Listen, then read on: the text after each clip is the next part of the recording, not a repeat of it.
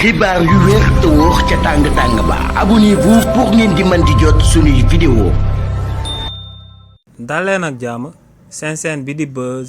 221 HD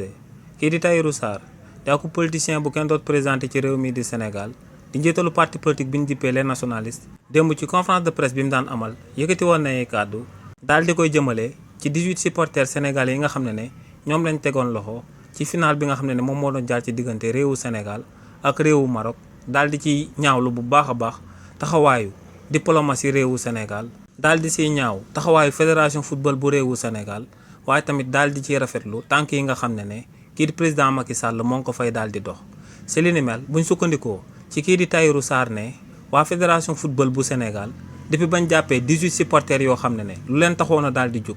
moom mooy uniquement dem daal di supporter gaynde équipe nationale yi ne ñooñee kenn wartu leen woon a gis. ñuy tëdd bay nalaw ci réewu Sénégal waxuma laat ñu daal di jël trophée Coupe d'Afrique bi di ko pavaaneloo di ko yóbbu ci direction par direction ci réewu Sénégal ne lu leer ba am moom mooy que ne ñooñee ginnaaw bañ accompagner Lions yi ci réewu Sénégal ba noppi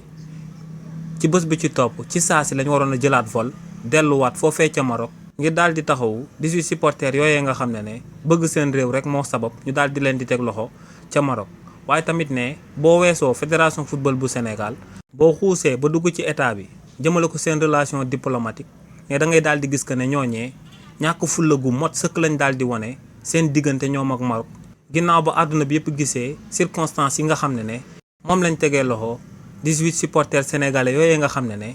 defuñu waxuñu te ñëpp gis nañ que ne défendre seen bopp moom moo sababoo ñu daal di leen di teg loxo ne diplomatie Sénégal lu tax mu woon a taxaw temm tamit daal di jël ay mesures par rapport ak 18 supporters sénégalais yooyu ñu daal di jàpp ca Maroc waaye ne bu fekkee ne mënuñoo daal di taxaw temm ñu daal di dawal sax diplomatie yërmande bu ko defee son excellence président Bassirou Diomaye Diakhar Faye daal di ñaan akub grâce royale kii di Mohamed VI ngir mu daal di libérer 18 supporters sénégalais yooyee waaye ne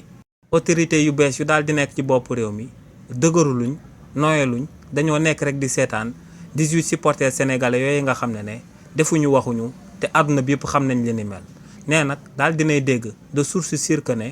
kii di président Macky Sall di ancien président de la République ci réewu Sénégal moom moo ngi dox ay jéego ngir ñu daal di libérer 18 supporters sénégalais yooyu ñu daal di teg loxo ca Maroc. nee nag moo ngi ko ciy encouragé di ko si ñaanal ngir li ni mel daal di antu ba 18 supporters sénégalais yooyee daal di bàyyeekoo ci Maroc dellusiwaat jàmm ci réewu Sénégal. xibaar yu wér te wóor ca tàng-tàng ba abonnez-vous pour ngeen di mën di jot suñuy vidéo.